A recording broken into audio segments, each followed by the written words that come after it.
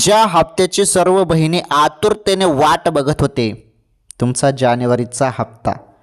जानेवारी महिना संपून गेला, परंतु जानेवारीचा हप्ता जानेवारी महिन्यात देण्यात आला नाही.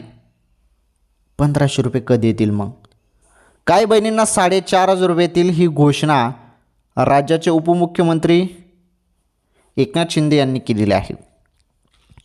त्यामुळे ज्यांचे मागील हप्ते थांबलेले असतील त्यांना थोडी जास्त रक्कम मिळणार आहे. म्हणजे त्यांचे नोव्हेंबरचे डिसेंबरचे पण त्यामध्ये कॅल्क्युलेट केले जाणार आहेत हप्ता.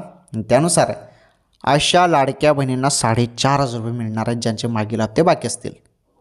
आणि ज्यांना मागील सर्व हप्ते मिळालेले आहेत त्यांना मग जानेवारीचे 1500 रुपये येणे सुरुवात होणार आहे आता. ओके. अचानकपणे कोणत्याही क्षणी तुमच्या खात्यामध्ये हप्ते जमा होईल बहिणींनो, ही सर्वात मोठी आनंदाची बातमी ती राज्यातील लाडक्या बहिणींसाठी. ओके. चला ठीक आहे, भेटू पुढील व्हिडिओमध्ये.